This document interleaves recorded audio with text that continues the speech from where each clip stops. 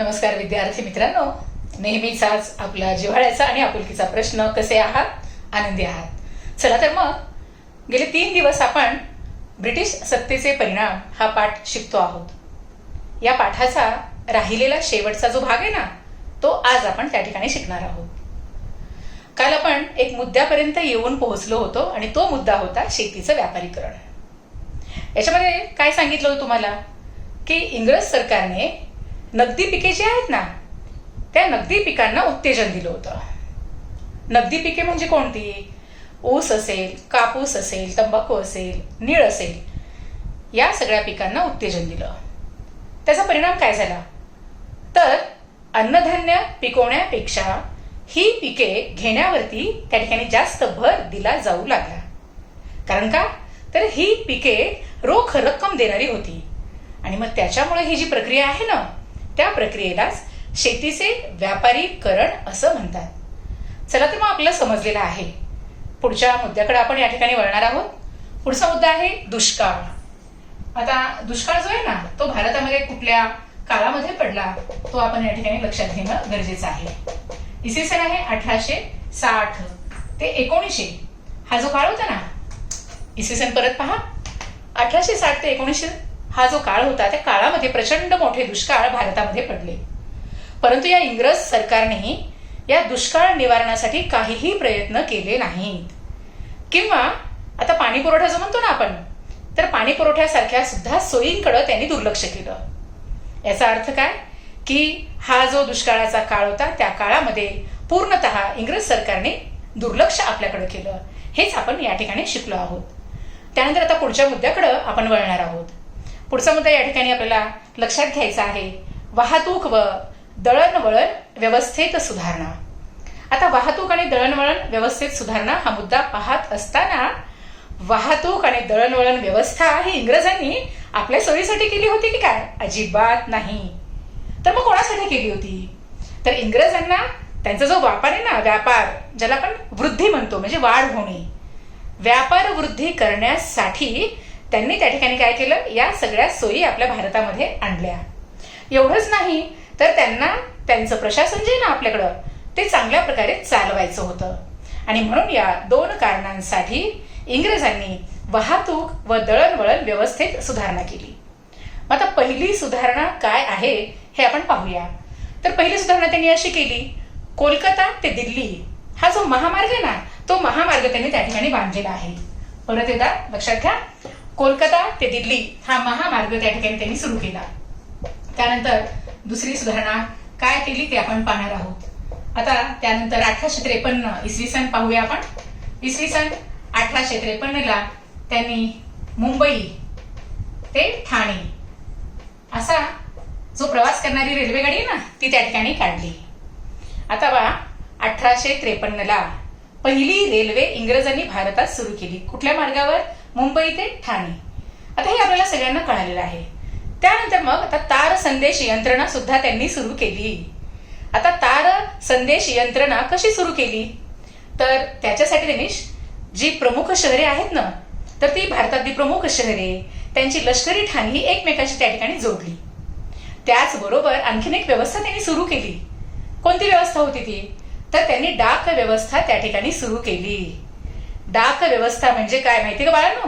डाक व्यवस्था म्हणजेच या ठिकाणी टपाल व्यवस्था, त्यालाच आपण डाक व्यवस्था असं म्हणतो. मग या सगळ्या व्यवस्था त्यांनी आपल्या भारतामध्ये आणलेल्या आहेत. परंतु या सगळ्यांचे परिणाम जे आहेत ना, ते दूरगामी आपल्या भारतावरती झालेले आहेत. तर तुम्ही म्हणाल ते कसे काय? तर यांनी ज्या सुधारणा केल्या ना सगळ्या दळणवळणाच्या वगैरे, वाहतूक दळणवळण, तर त्याचा परिणाम काय झाला आपल्या भारतामध्ये तर विविध भागातले लोक त्या ठिकाणी एकत्र यायला लागले. एवढंच नाही तर त्यांच्यामध्ये एकात्मतेची जी भावना आहे ना, ती एकात्मतेची भावना त्यांच्यामध्ये विकसित व्हायला लागली. हे आपल्याला या ठिकाणी लक्षात घेणं गरजेचं आहे. आता इथपर्यंत तुम्हाला समजलं असेल. पुढच्या मुद्द्याकडे आपण त्या ठिकाणी वळणार आहोत.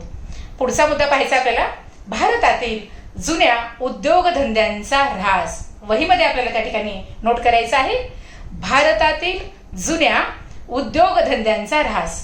ऱ्हास म्हणजे काय हो? उद्योगधंदे बंद पडणं, त्याला ऱ्हास असा शब्द आहे.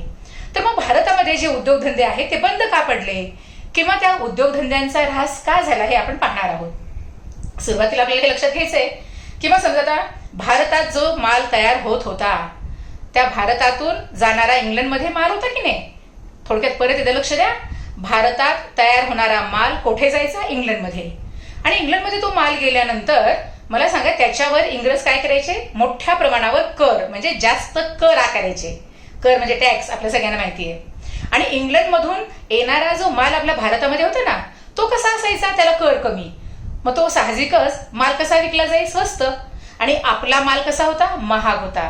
मग याचा अर्थ काय झाला की मला सांगा आपल्या मालाशी इंग्रजांशी तुलना करणं त्यांच्या मालाशी हे शक्य होईनासं झालं. आणि त्याच्यामुळं काय झालं तर पारंपरिक जे उद्योग होते ना, पारंपरिक म्हणजे जुने आपले, ते पारंपरिक उद्योगधंदे बंद पडले. आणि या ठिकाणी तिथं काम करणारे जे कारागीर होते ना ते कारागीर त्या ठिकाणी बेकार झाले. आणि अशा रीतीनं उद्योगधंद्यांचा ऱ्हास झाला. हे आपल्याला समजलं आहे. त्यानंतर आता पुढच्या मुद्द्याकडे आपण त्या ठिकाणी वळणार आहोत. तर भारतामध्ये नवीन उद्योगधंद्यांचा विकास कसा झाला तेही आपण पाहणार आहोत. पुढचा मुद्दा या ठिकाणी आपल्याला लक्षात घ्यायचा आहे.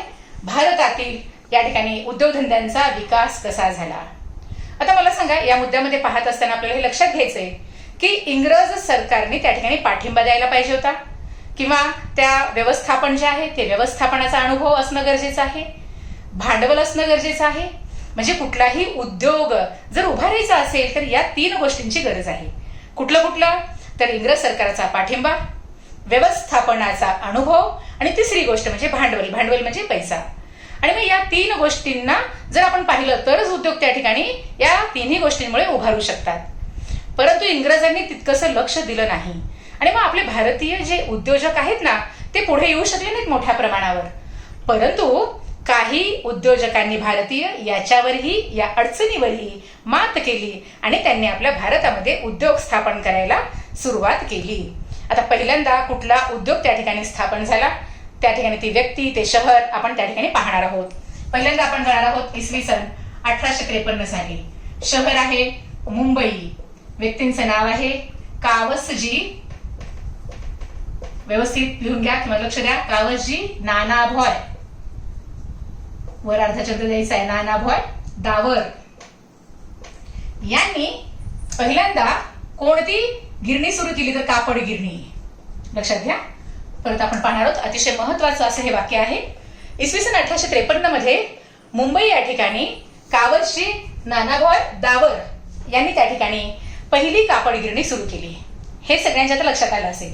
त्यानंतर आता दुसरं आणखीन कोणते म्हणजे उद्योग सुरू झाला ते आपण पाहणार आहोत.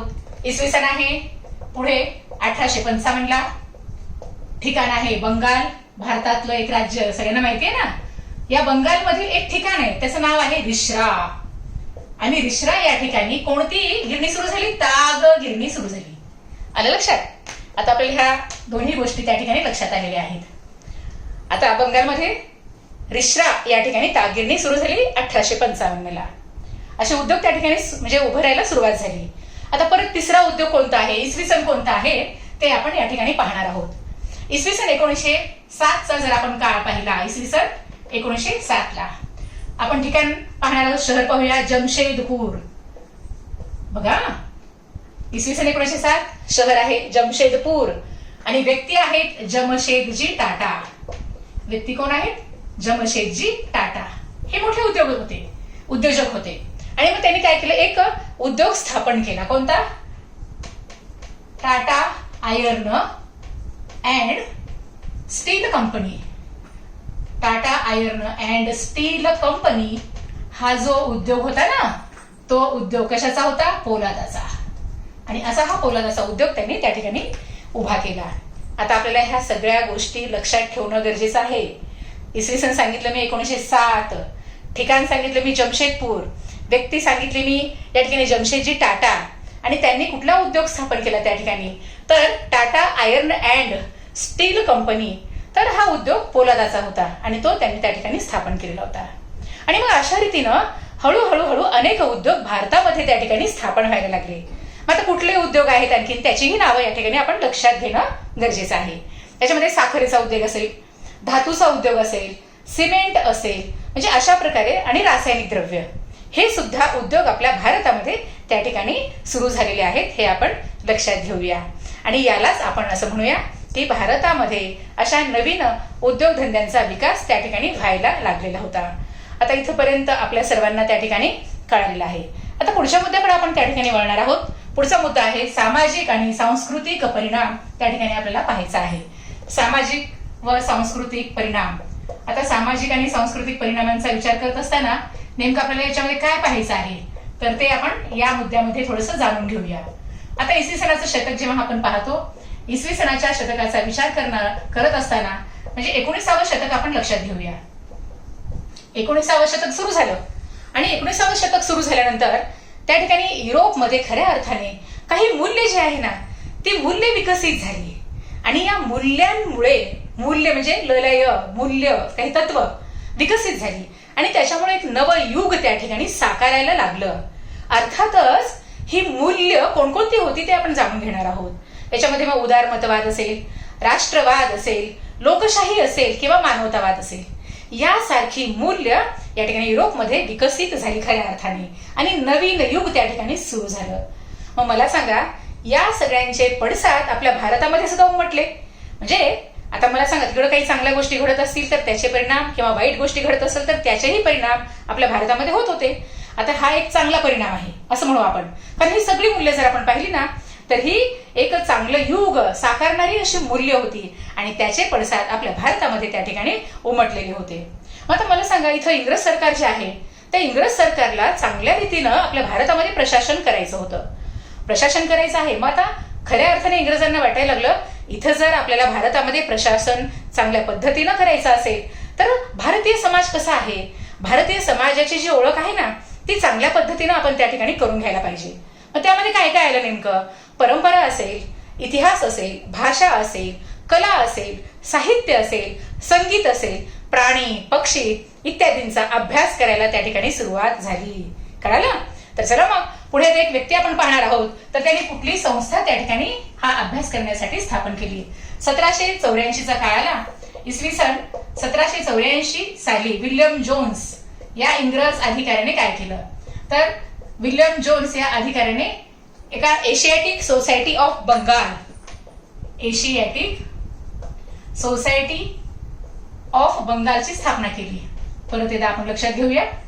तर इसवी सन 1784 साली विल्यम जोन्स यांनी एशियाटिक सोसायटी ऑफ बंगालची स्थापना केली.